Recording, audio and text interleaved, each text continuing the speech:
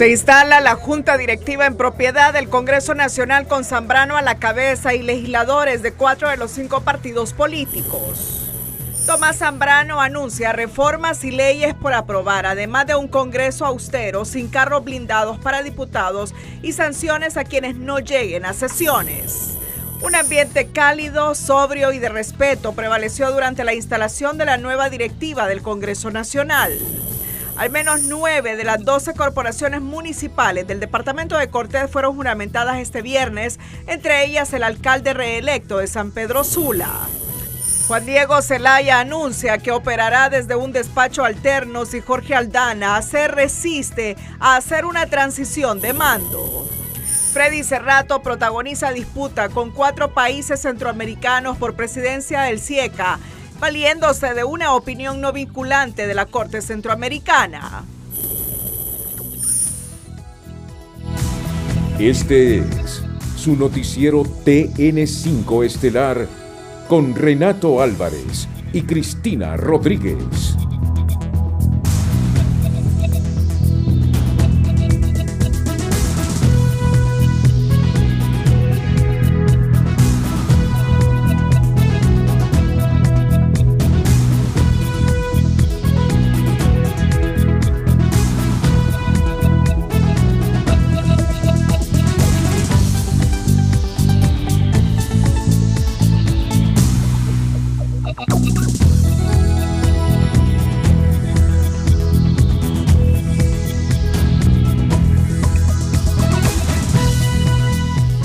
Muy buenas noches, Honduras. Bienvenidos a la emisión de este viernes 23 de enero. Me quedé sin lo que me corresponde a mí. Lo siento. Pero igual, yo repito lo de Cristinita Rodríguez. Bienvenidos a la emisión estelar de Canal 5. La noticia del día es presentada por Claro. Más velocidad con Claro Fibra. Recibí 800 megas por solo 1,100 lempiras.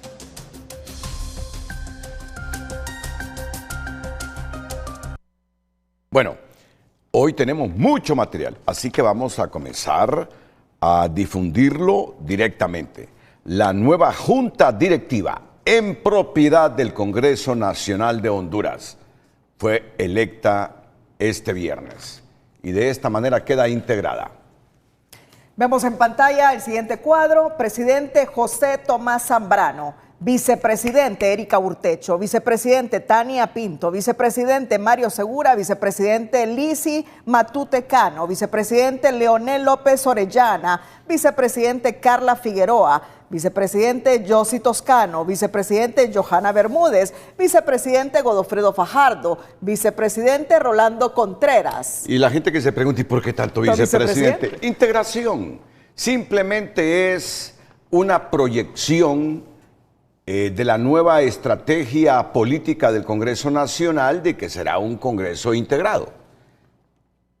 Secretario Congreso Nacional. Vamos con el secretario del Congreso Nacional, Carlos Ledesma, el 1, el titular.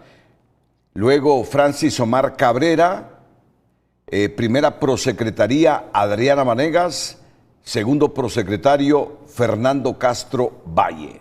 Carlos Ledesma, repito, primer secretario y el segundo Francis Omar Cabrera. Vamos con los directivos alternos del Congreso. Wilson Pineda, vicepresidente 1.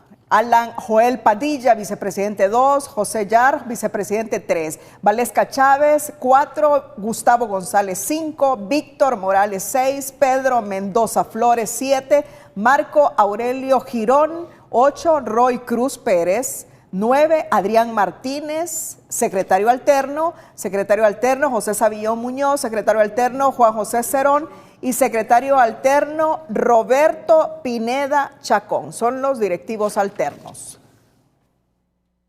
Vamos ahora con quienes aprobaron esta junta directiva. Todos obviamente son diputados. Corramos. Al final, ¿cuántas firmas se obtuvieron? Se obtuvieron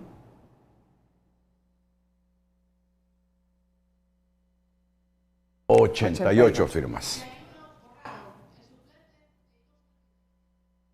El 83 ¿Qué pasó con el suplente de Iroshka Elvir? ¿Qué pasó con esos que están borrados? ¿Se retiraron? Pero ustedes saben que con 65 diputados se elige la Junta Directiva del Congreso Nacional.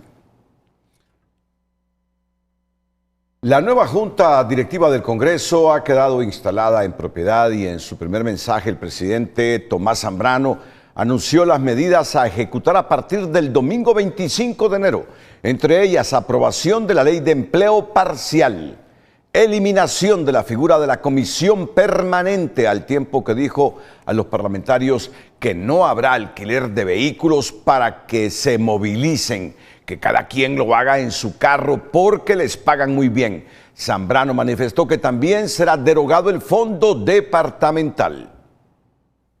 Quedan en posesión de sus cargos. Que Dios los bendiga. La ratificación de Tomás Zambrano como presidente del Congreso es una realidad, así como la integración de la nueva Junta Directiva en propiedad que promete austeridad, puntualidad, consenso multipartidario y reactivar una productividad legislativa que permaneció estancada los últimos 4 años. Esta Junta Directiva no es repartición de cargos, no son puestos, no son componendas bajo la mesa. Aquí lo que existe son acuerdos por Honduras y eso es lo que vamos a poner en práctica. Las prioridades son claras, desde reformas electorales, la ley de empleo parcial, hasta la eliminación del fondo departamental, la comisión permanente y otros privilegios como los vehículos de lujo. Además, el diputado que no asista a sesiones no se le pagará, prometió Zambrano, quien indica que la agenda legislativa se construirá con la participación de las 5 bancadas. Y le digo a Libertad y Refundación, sin gritos, aquí no ocupan patalear, no ocupan pitar, no ocupan gritar. Aquí les vamos a dar la palabra. Aquí se les va a dar la palabra para que presenten iniciativas y cuando tengamos consenso en una iniciativa que todos creamos que usted ha presentado y es de importancia para Honduras, pues les cuento que se las vamos a agendar y se va a discutir aquí en el Pleno. Todos tenemos el mismo derecho en este hemiciclo. Son 28 congresistas los que conformarán la nueva Junta Directiva entre miembros propietarios y alternos, de los cuales 12 pertenecen al Partido Liberal. Una decisión con la que pretenden mantenerse vigilantes y hacer el equilibrio, asegura la vicepresidenta Erika Urtecho. Nosotros estaremos apoyando lo que sea en beneficio del pueblo hondureño, pero nos estaremos oponiendo a todo aquello que no sea en beneficio del pueblo hondureño. No deja de llamar la atención que Josué Colindres, suplente de Iroshka Elvir, retirara su respaldo a Tomás Zambrano, mientras las firmas de Melvio Ortiz y Eduardo Elvir de Libre figuraban en el listado de 85. La DC y el PINU también estarán representados en la Junta Directiva mediante Godofredo Fajardo y Rolando Contreras, hermano del presidente del Partido Liberal. No se trata de bisagra porque ni siquiera nos ocupaban, ellos tenían más de 65 votos. Es un tema de integración y eso es lo que queremos que se mantenga. No le van a fallar al pueblo hondureño, menos después de la caótica experiencia bajo el liderazgo de Luis Redondo, insistieron los diputados. El siguiente paso de la nueva Junta Directiva del Congreso Nacional será este próximo domingo 25 de enero, a partir de las 11 de la mañana, cuando tenga lugar la instalación de la primera legislatura de este 2026. José Miguel Álvarez, Telenoticias.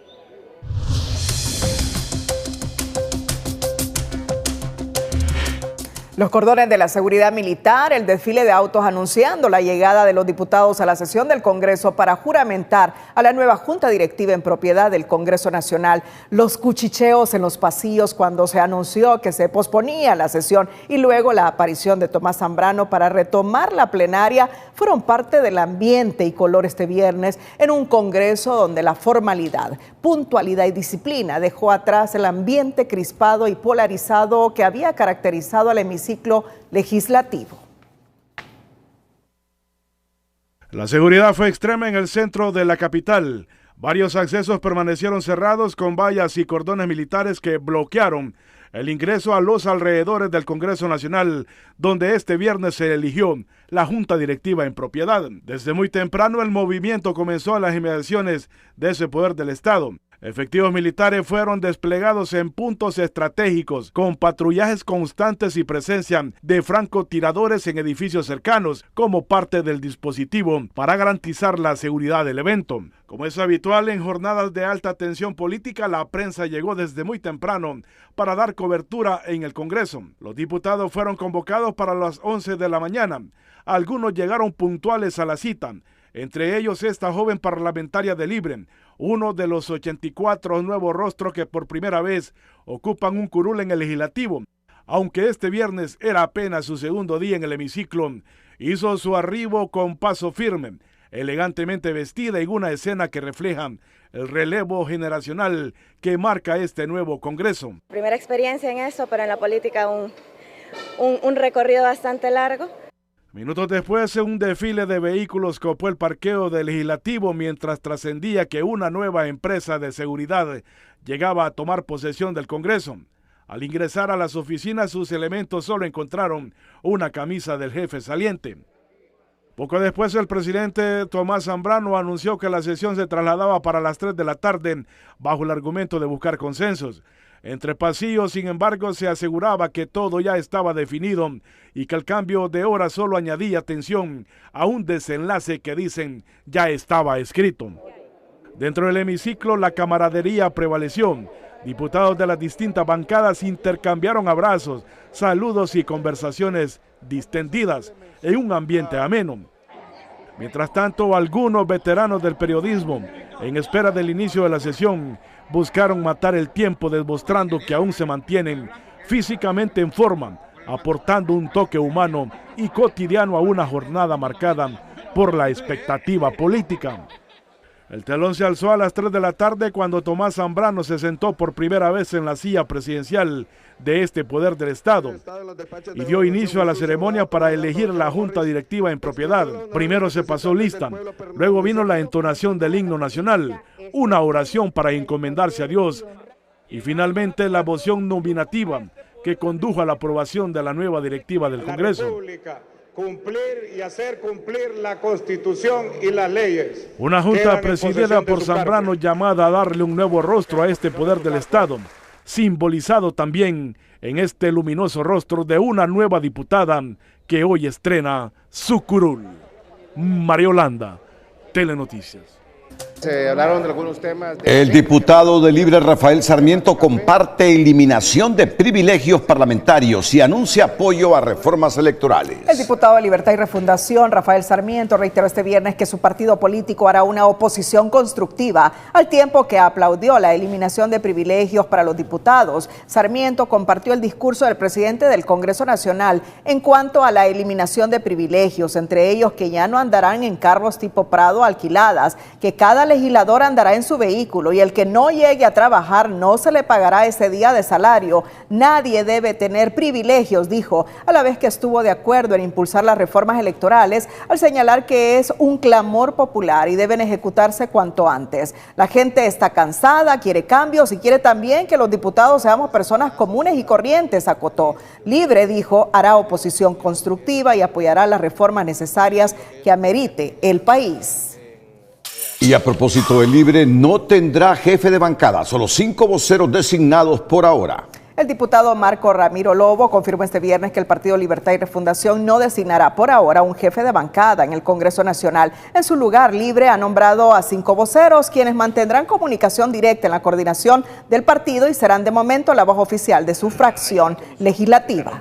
Está el compañero Edgardo Casaña, el diputado Sandoval, el diputado Noé Pino, la diputada Angélica Smith, el diputado Panchamé, que son quienes tienen mayor experiencia, los ha comisionado la coordinación en conjunto con la bancada. Hasta este momento quien está coordinando la bancada es la Coordinación Nacional del Partido y la subcoordinación a través del presidente José Manuel Zelaya y nuestra candidata presidencial, la abogada Rixi Moncada. Lobo reiteró que la bancada de Libre asumirá una oposición constructiva con el compromiso de defender los intereses de la población y fiscalizar las decisiones del poder.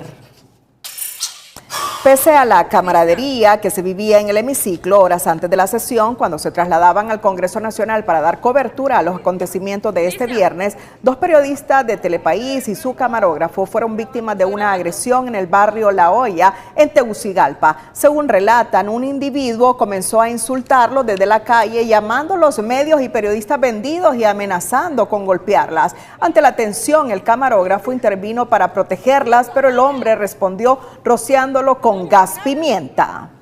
Mientras los periodistas pedían respeto, el agresor subió el nivel de violencia, volvió a accionar el gas, esta vez contra una de ellas que intentó intervenir, mientras la otra grababa el incidente con su teléfono celular. El ataque continuó. El hombre persiguió al camarógrafo, quien buscó refugio tras un vehículo, y en ese momento efectivos militares que se encontraban en la zona intervinieron, lograron reducir al agresor y lo trasladaron a una posta policial en donde le decomisaron 7 frascos de gas pimienta. El episodio vuelve a encender las alertas sobre los riesgos que enfrentan los periodistas en el ejercicio de su labor y la necesidad de garantías reales para el ejercicio de la libertad de prensa.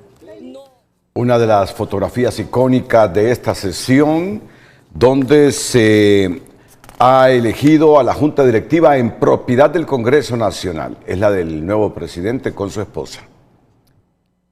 Es la del nuevo presidente con su esposa.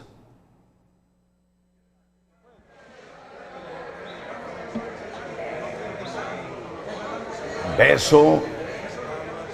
La reacción del resto cuando miran un beso. Claro.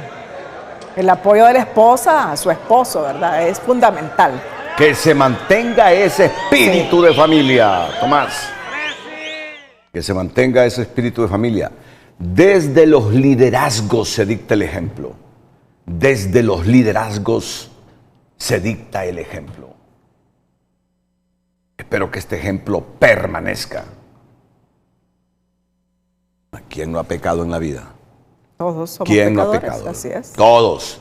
Lo importante es arrepentimiento, claro, ejemplo, y esta pareja debe ser ejemplar para la familia hondureña. Vamos a escuchar 2 reacciones, la de la diputada nacionalista Johanna Bermúdez.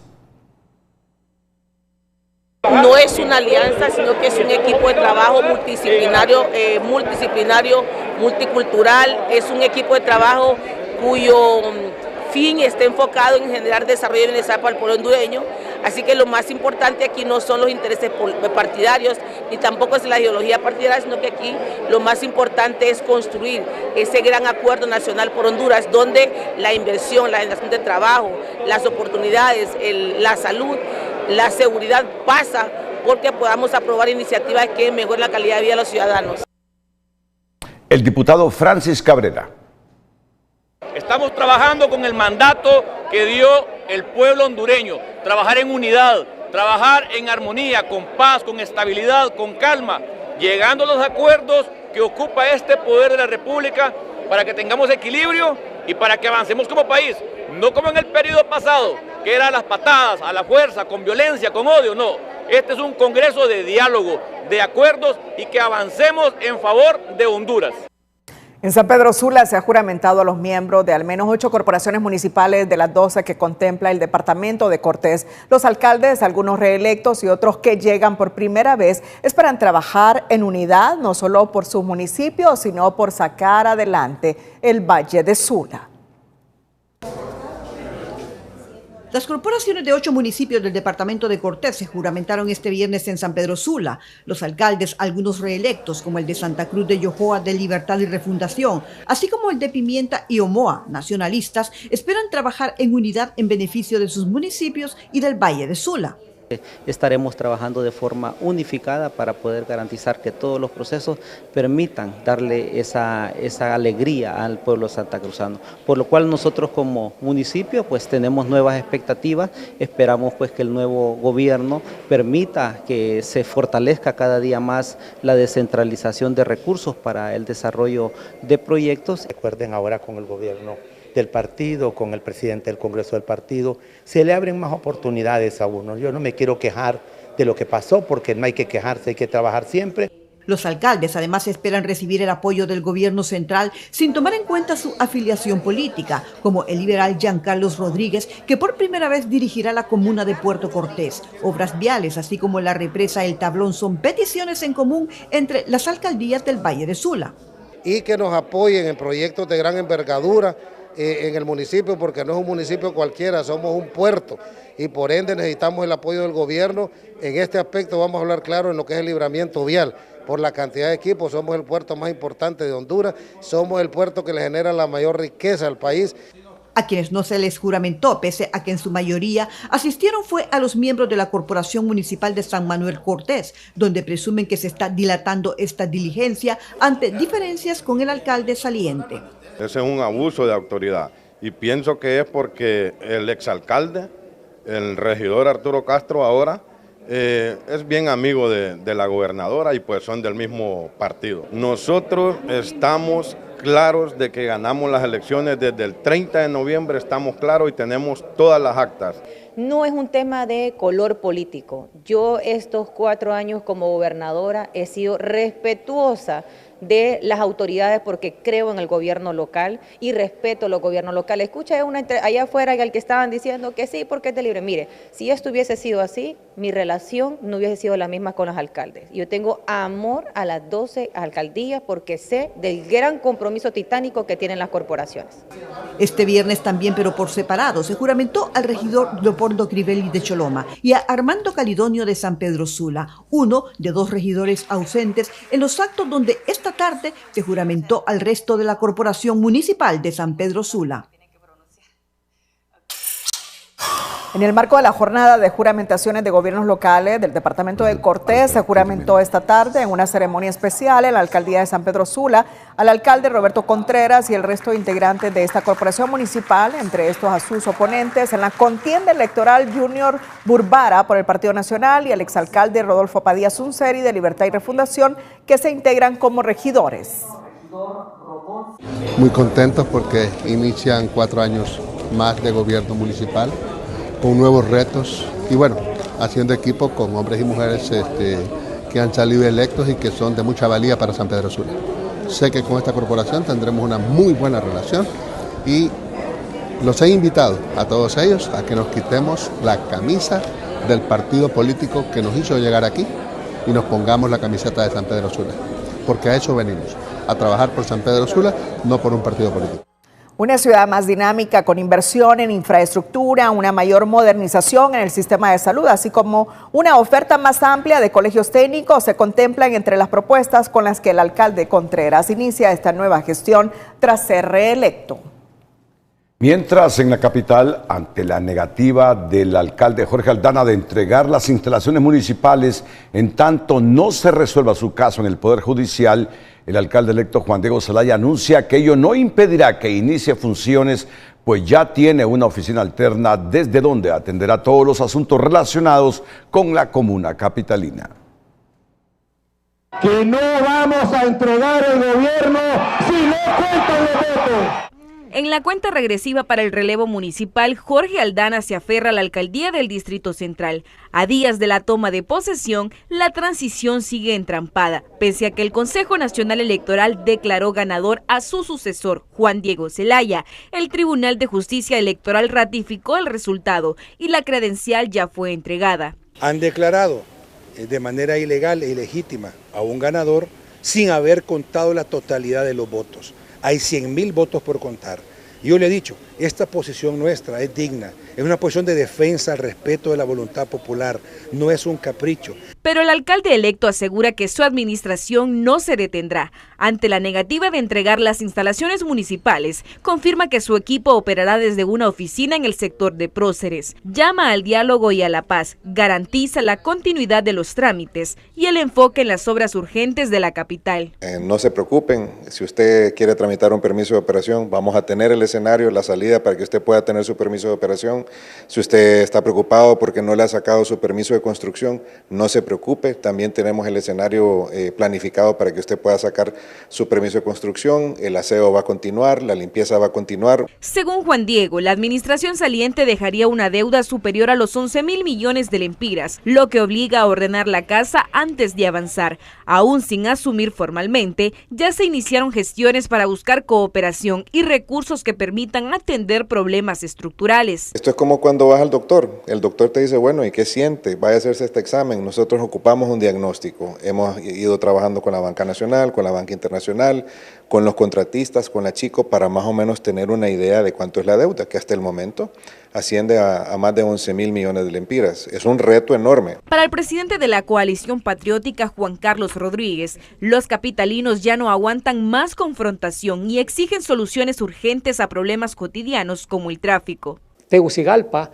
antes que se termine de perder, tenemos que hacer un plan de desarrollo urbano que nos pueda definir cómo manejar esta ciudad en los próximos 30 a 50 años para que podamos ir mejorando las condiciones de vida del capitalino. Hace 4 años, Nasir Gasfura entregó el bastón de mando a Jorge Aldana, respetando la voluntad popular. Este domingo, Juan Diego Zelaya asumirá funciones, pero sin los actos protocolarios que marcan una transición en el Distrito Central.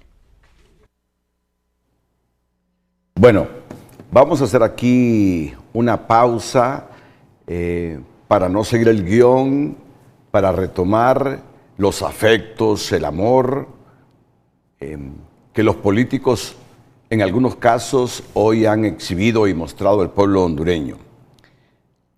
Me llama la atención el mensaje del exministro de Educación, Daniel Esponda, en su red social Facebook, con la diputada liberal ahora convertida en vicepresidenta del Congreso Nacional de la República.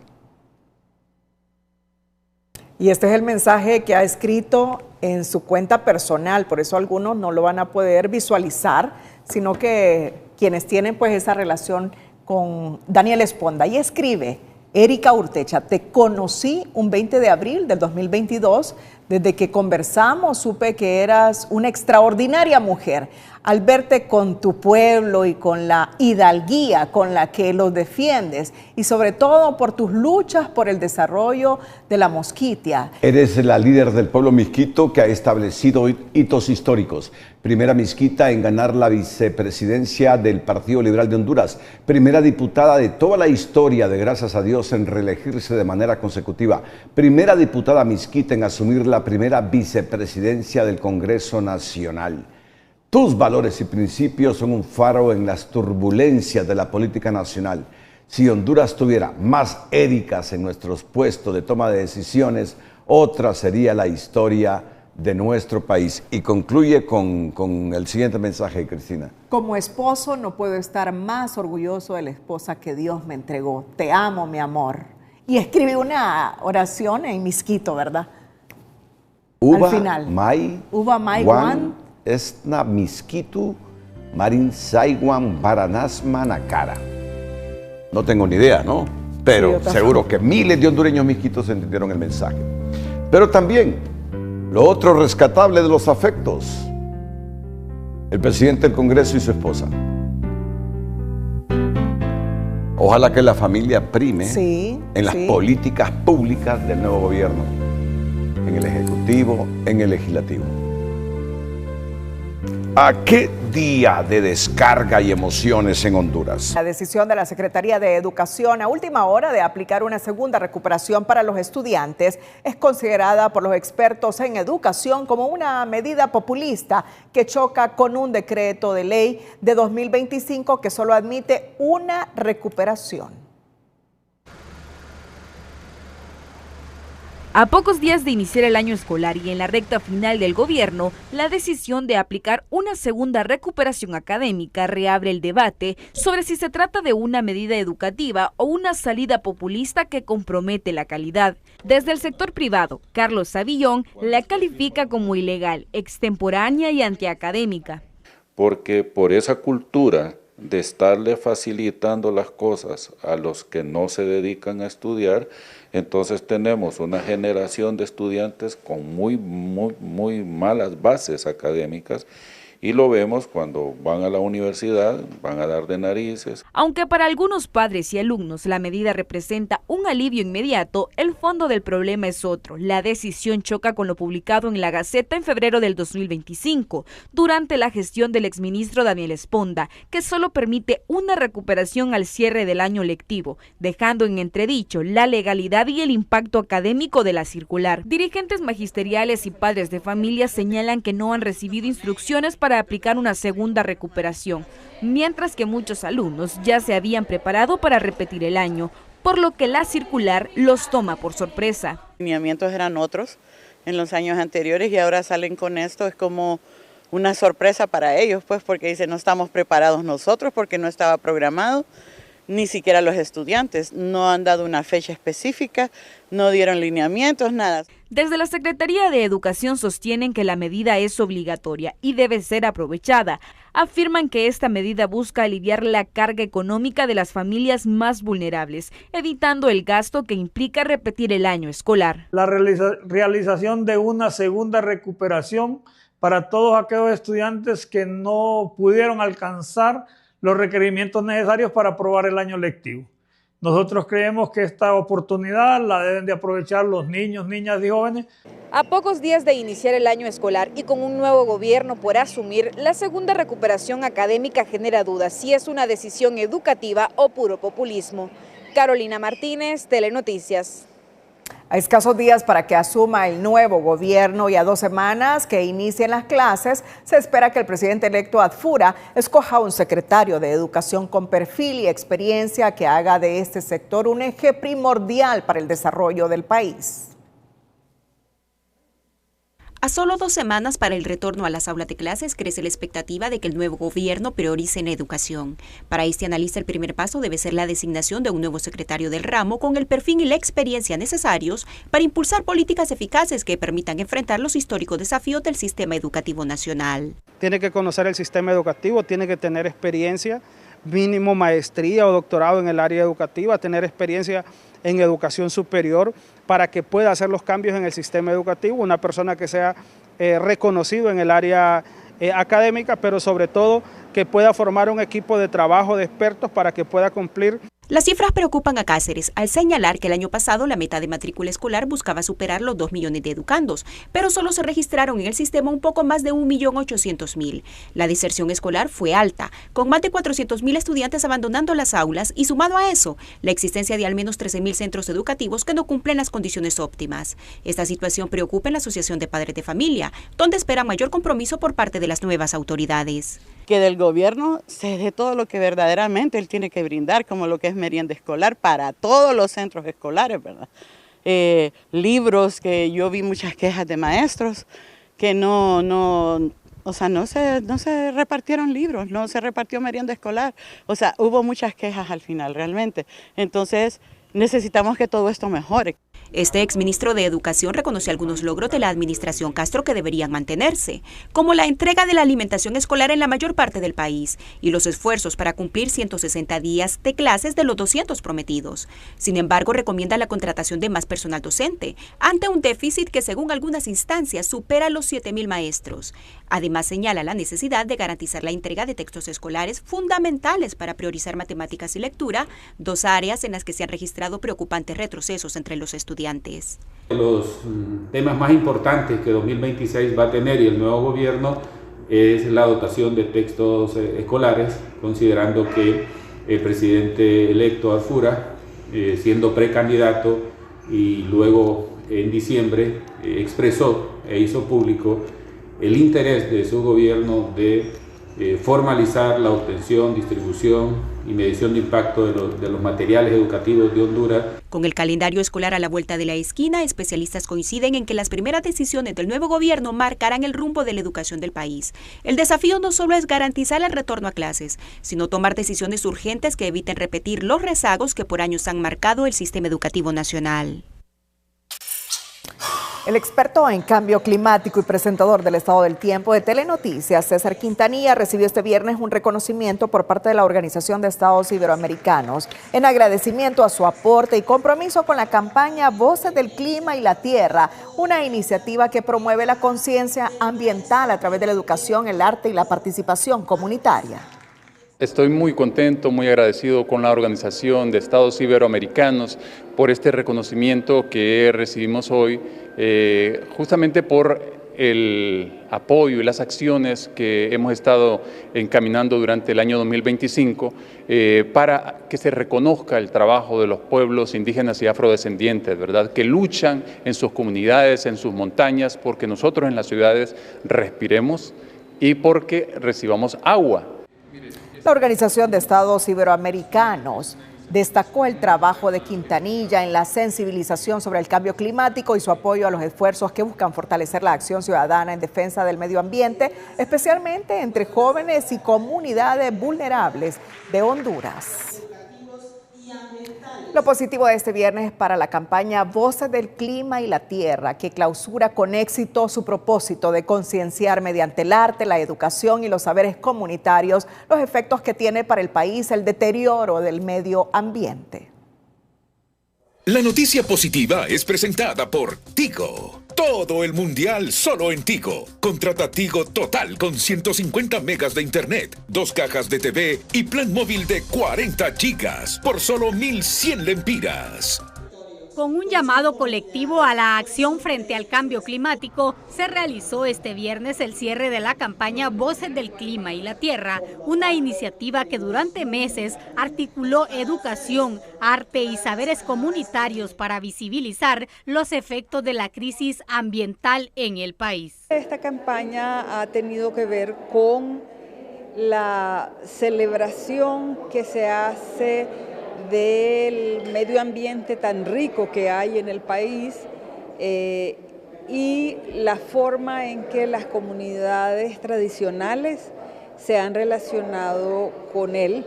La campaña fue impulsada por la Organización de Estados Iberoamericanos y reunió a autoridades, academia, artistas y comunidades con el objetivo de dar voz a niños, jóvenes y líderes locales afectados por el cambio climático y la degradación del entorno natural. ¿Y por qué creemos que esto es importante? Porque el muchacho, la muchacha, el niño llega a su casa y se convierte en un agente de cambio.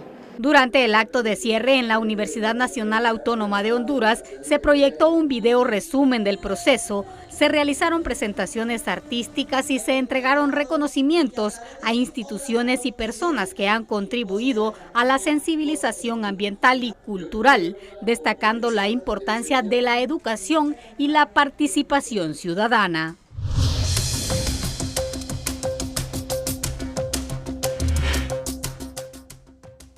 El poeta hondureño Rolando Catán será reconocido en México con el Premio Nacional Malinali, galardón otorgado por la Universidad Juárez Autónoma de Tabasco, que distingue trayectorias literarias de alto valor en el ámbito iberoamericano y que será entregado el 10 de marzo de 2026. Este reconocimiento honra una obra marcada por la reflexión sobre la memoria, la identidad y la condición humana y representa un logro significativo para la cultura hondureña al proyectar la poesía nacional en escenarios internacionales.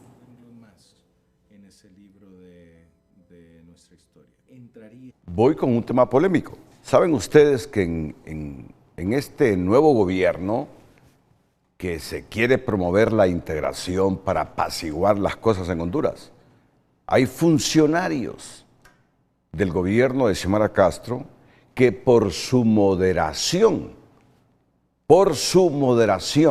capacidad e inteligencia, están siendo analizados para integrar el gobierno? Entre ellos, Freddy Cerrato, el exministro de Industria y Comercio.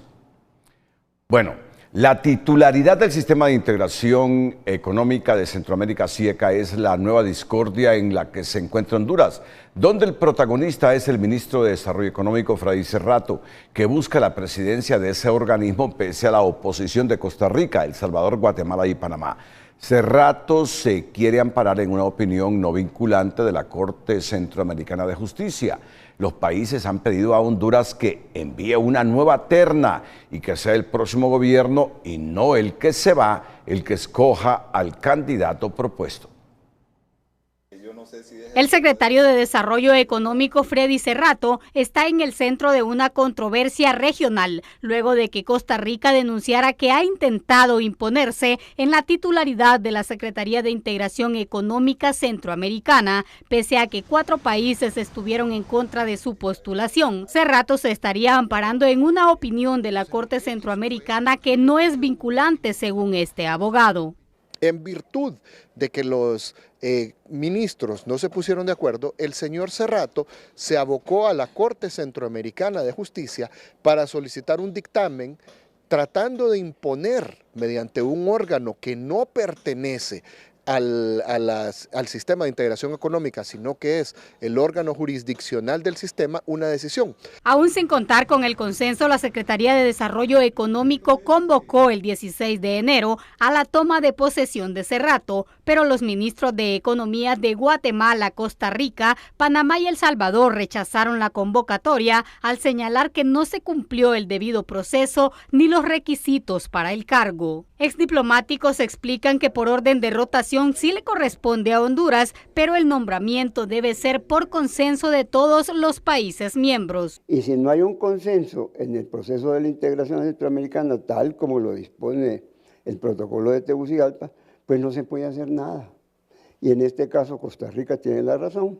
En el caso del secretario general suelen aplicar el principio de la unanimidad. Lo que está descartado es de que un Estado autonombre a un nacional suyo. El resto de países solicitó a Honduras que envíe una nueva terna, probablemente para que sea el próximo gobierno el que proponga y logre el respaldo, considera este ex canciller.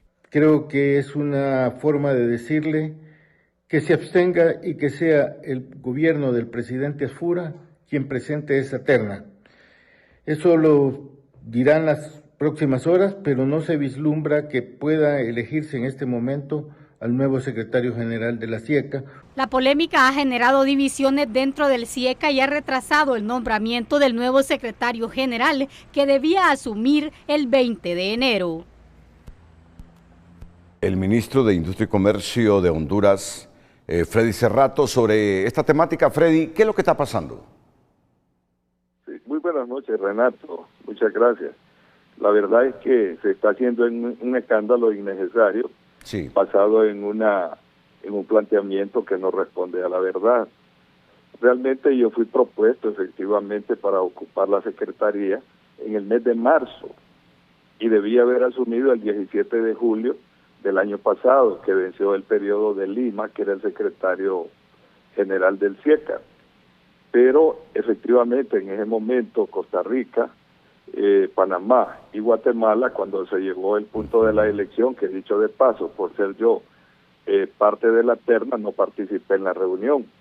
Entonces esos 3 países dijeron que ninguno de los 3 calificaba y que debía Honduras plantear una nueva terna, y en ese momento lo hizo Moltó, el ministro que era presidente pro tempore de lo que es COMIECO, que es el Consejo de Ministros de Economía de Centroamérica.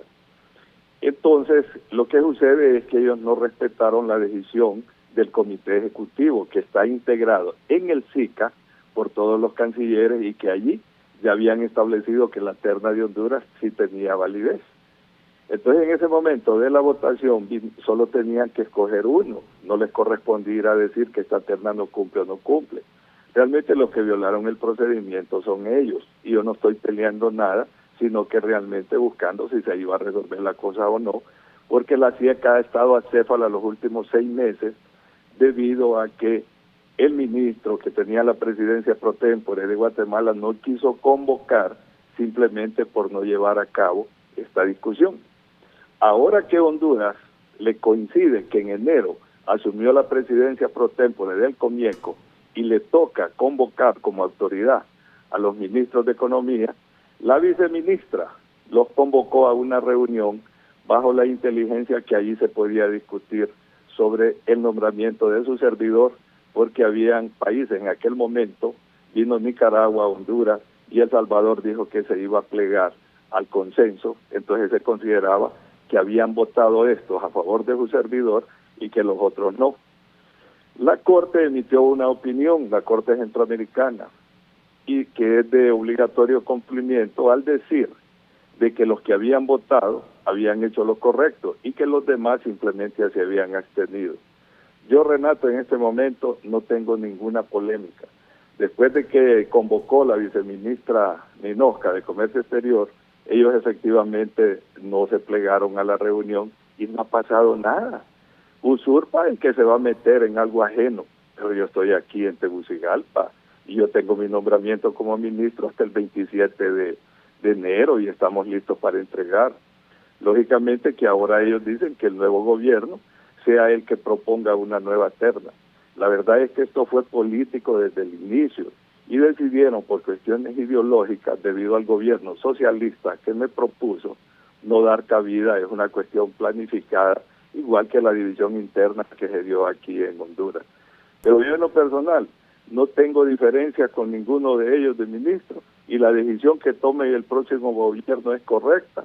Yo creo que más bien me deberían de sacar de esa conflictividad que se habla, porque realmente no existe. Yo creo que el ministro de Costa Rica, Tobar, que es un joven, debe ser más prudente y debe ser más respetuoso, porque yo jamás les he hecho una expresión contraria, hablando en oposición a la postura que adoptaron, que lógicamente lo hicieron por cuestiones ideológicas y no en función de capacidades, porque yo soy una persona altamente calificada. He sido 2 veces ministro, he sido 3 veces presidente pro tempore del COMIECO, he integrado el Banco Centroamericano de Integración Económica como gobernador, fui diputado al Parlamento Centroamericano, aunque no asistí, y he desempeñado una serie de cargos que me dan un conocimiento académico, administrativo y de orden legal. Entonces no se trata de eso, simplemente establecieron una mecánica y esperar a ver especulativamente quién ganaba las próximas elecciones en Honduras, pero no se trata que debía de asumir ahora el 20, si eso era el 17 de julio del año pasado, y desde entonces está Cefala la Sieca.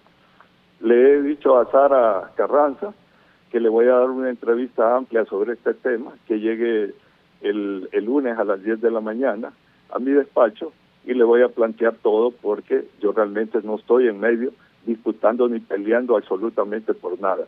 Si ellos tomaron esa decisión, pues la vamos a respetar y será subjetivamente que yo considere si se ha violado hacia adelante algún derecho y que yo lo pueda ejercer. Pero realmente van a tomar las decisiones el próximo gobierno que más conveniente resulte a los intereses del país y a la integración centroamericana.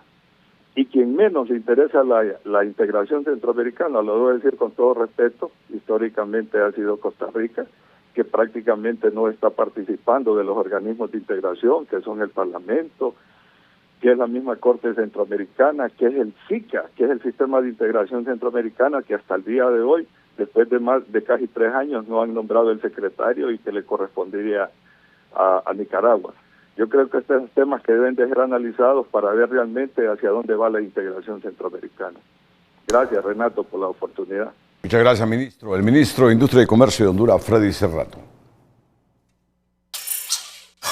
En otra temática, el gerente interino de la ANE y secretario de Energía, Eric Tejada, presentó este lunes los resultados de la gestión 2022-2026, destacando que se otorgaron subsidios por 7.750 millones de lempiras, disminuyó la tarifa en 28%, se obtuvo un ahorro de 2.200 millones anuales por la renegociación de contratos y las pérdidas bajaron en más del 3%. Se ve la reducción y ese encaja, ese ingreso ha representado en los 24 meses alrededor de 4.018 millones de lempiras para la caja del ENEI, que han reducido en general el déficit operativo. Según Tejada, la NE estaba en harapos y lograron recuperarla invirtiendo más de 21.000 millones de lempiras. Agregó que dejan 8 proyectos claves para el país, entre ellos la licitación de 1.500 megavatios, advirtiendo que si no la continúan habrá apagones en 2027 y 2028. Van a haber racionamientos 2027, 2028 y 2029. Si van a hacer cambios, por favor, respeten el cronograma. Es fundamental para el país que por primera vez una licitación con estándar internacional permita competencia y bajar los precios de la energía. El funcionario también aseguró que controlaron la deuda del total de la NE, cerrando en 108.000 millones de lempiras y se disminuyó a 10.500 millones la deuda con los generadores privados. Sin embargo, diversos sectores afirman que la situación financiera de la NE sigue siendo crítica. El problema de la NE seguirá siendo una agenda pendiente para el actual gobierno que busca volver al modelo de fraccionar la estatal en 3 partes, queriendo imitar el modelo de Guatemala, pero los expertos advierten que el mismo debe evitar la entrega de recursos naturales al capital privado. La NE llega al cambio de gobierno con los mismos problemas, millonarias pérdidas, deuda insostenible y un servicio deficiente, por lo que vuelve a surgir una propuesta ya conocida, retomar la Ley General de la Industria Eléctrica, liberalizar el mercado y dividir la empresa en 3, generación, transmisión y distribución. Que donde la concentración va es más a cargar a la empresa privada para que invierta y tome el riesgo sin que sea el Estado el que esté asumiendo estas cargas. Y eso pues esperamos que es una tendencia que lleve el presidente Afura. En los modelos liberalizados hay mayor competencia, entonces usted tiene a todos esos intereses peleando, ¿por qué? Por quedar, pero ¿por qué tienen que hacer para quedar? Bajar los precios, ser competitivos, ahorrar en costos para poder ofrecer el kilovatio hora más barato. Sin embargo, esta opción habría que replantearla, pues se trata de un modelo similar al de Guatemala, que se comenzó a aplicar entre 2014 y 2021 en Honduras, pero solo terminó en onerosos contratos en manos de privados y no resolvió la crisis, asegura este analista. Hacer una revisión de la normativa, adecuarla a esas nuevas condiciones y hacerlo de manera transparente. Por lo que ha ocurrido en el pasado son esos contratos leoninos que le han acarreado pérdidas y problemas a la empresa. El problema, explica este experto, no fue el modelo, sino la interferencia de grandes intereses y decisiones políticas que desnaturalizaron la reforma. Para que de verdad esto sea exitoso, no hay que repetir errores del pasado y hay que mejorar de acuerdo a lo que se ha hecho antes.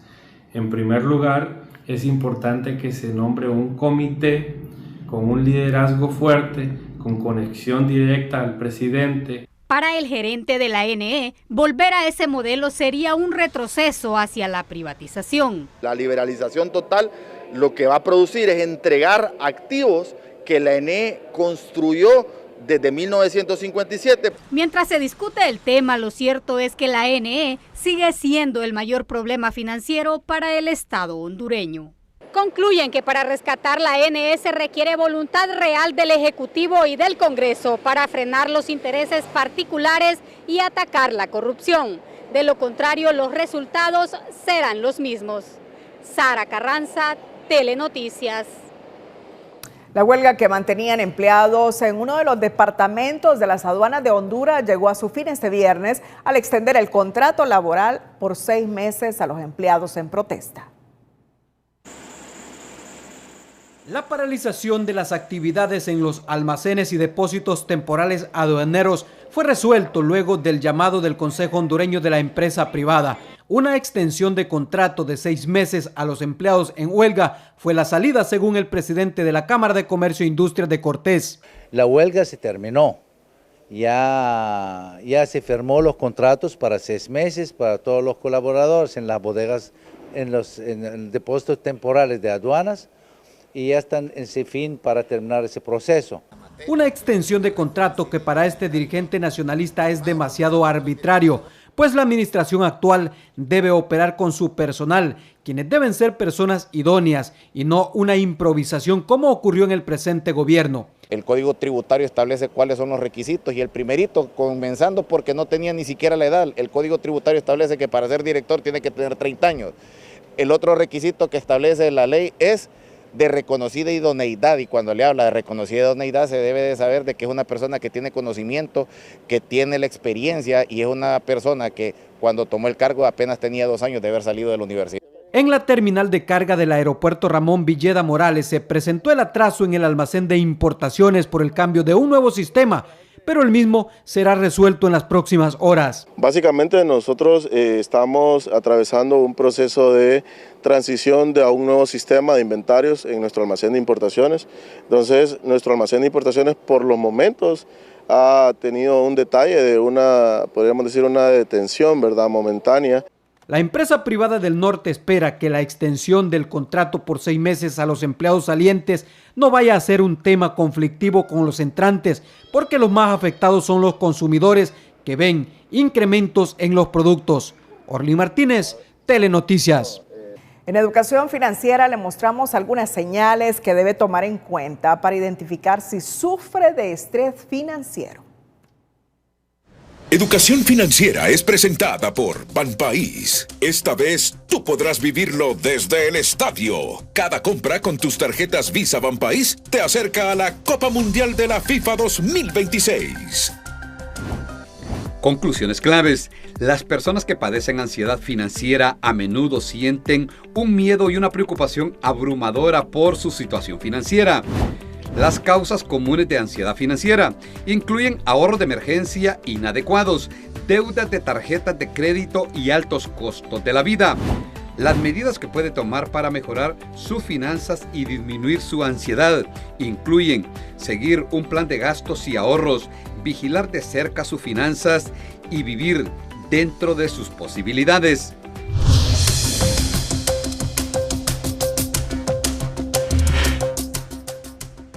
Luego que circularan versiones sobre una supuesta grieta en el puente Papa Francisco, la alcaldía municipal del Distrito Central aclaró que no existe ningún daño en la estructura y aseguró que el paso elevado es seguro. Según las autoridades, lo observado forma parte del proceso normal de la obra y no representa riesgo para los usuarios. Ningún tipo de daños estructurales, simplemente por procedimiento constructivo, y aquí me acompañan los gerentes de la empresa constructora y supervisora.